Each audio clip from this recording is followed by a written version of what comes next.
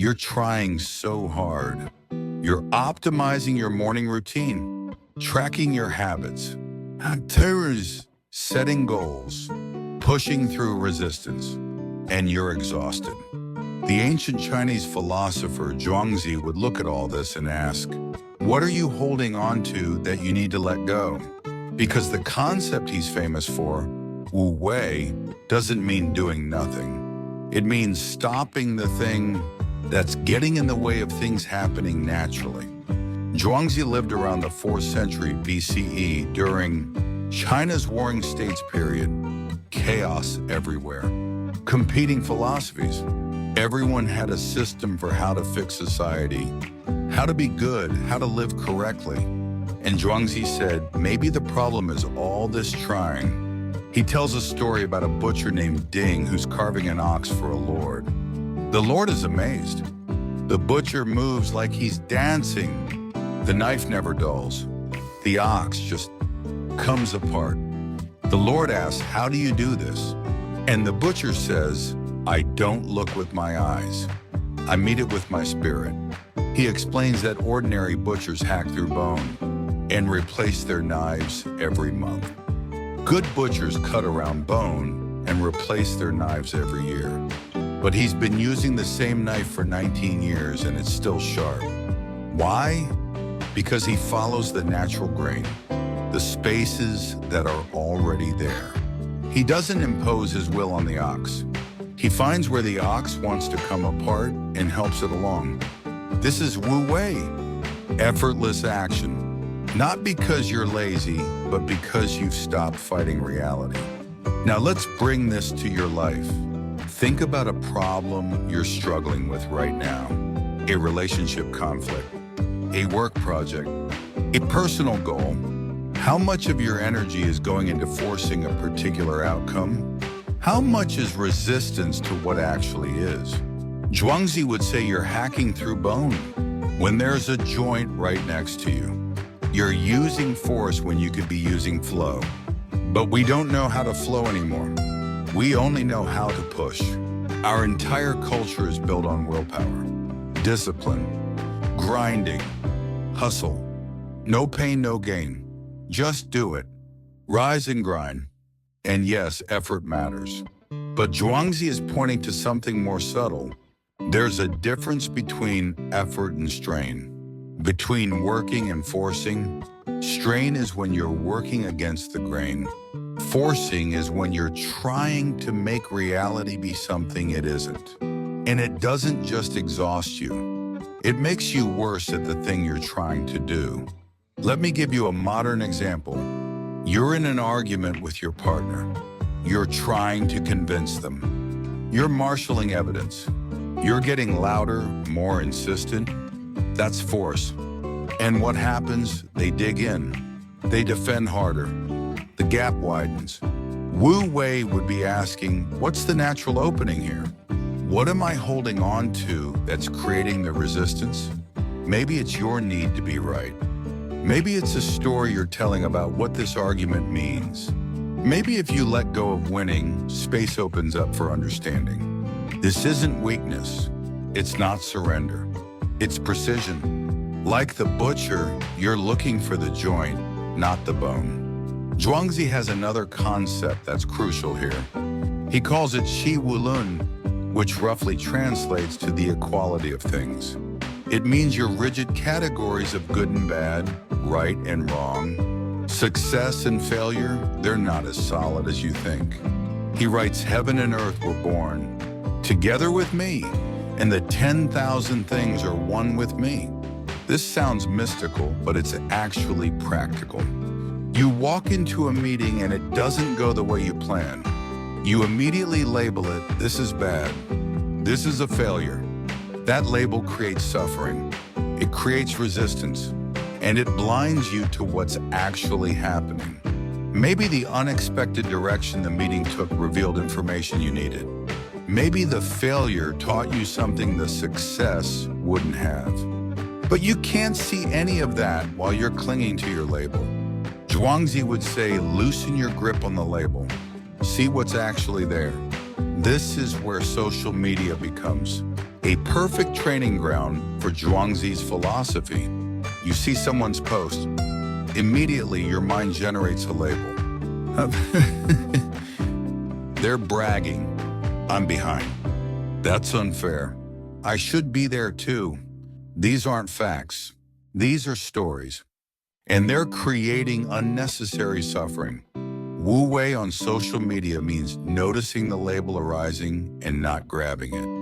Seeing the post, feeling the feeling, and letting it pass without building a narrative around it. Not suppressing it, not indulging it, just not feeding it.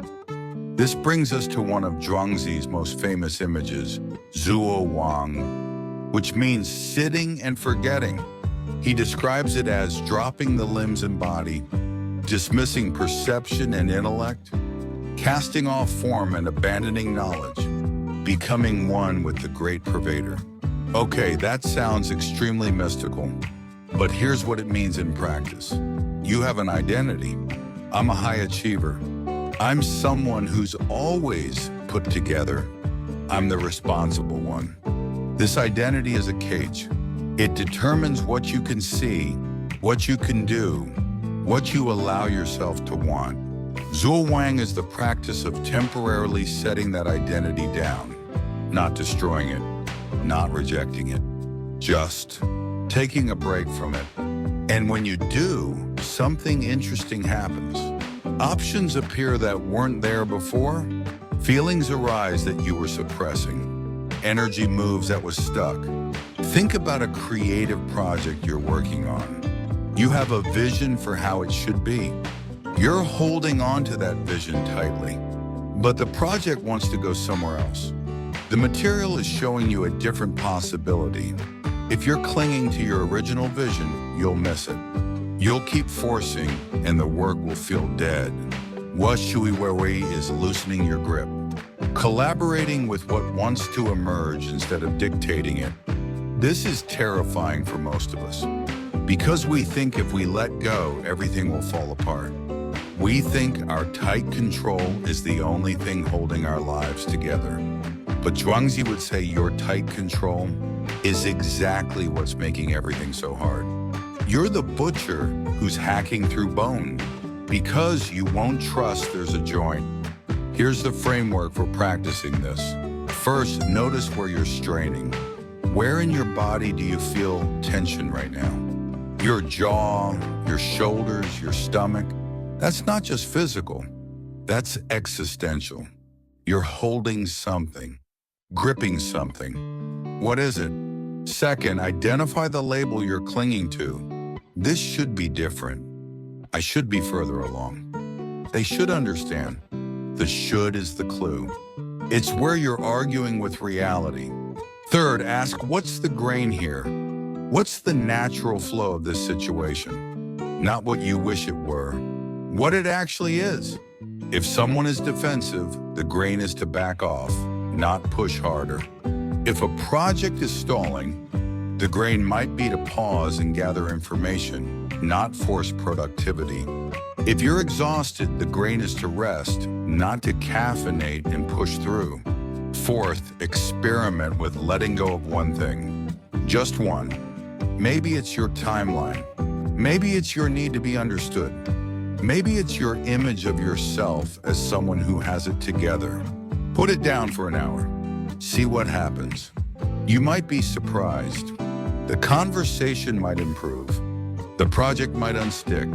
You might actually feel better.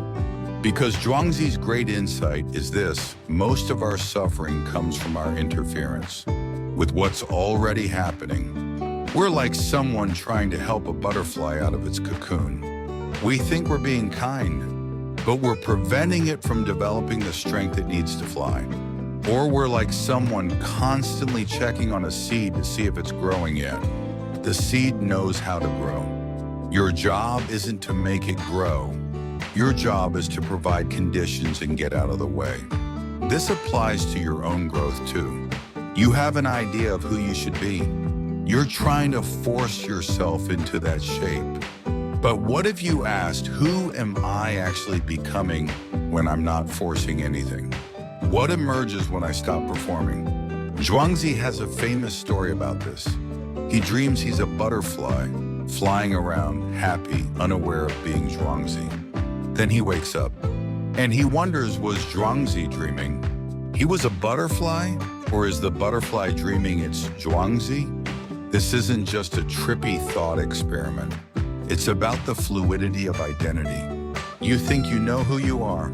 You think yourself is solid, fixed, permanent. But Zhuangzi is suggesting you're more fluid than that. More spacious, more free. The identity you're clinging to?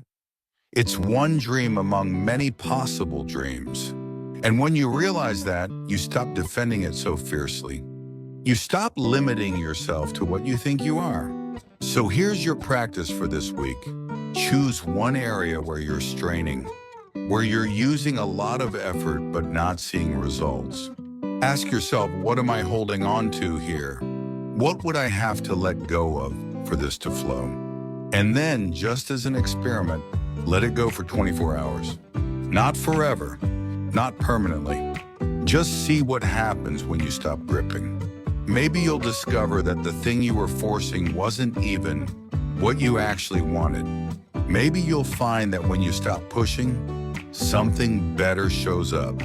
Or maybe you'll just feel the relief of putting down a weight you've been carrying unnecessarily. Because Wu Wei isn't about being passive. It's about being precise.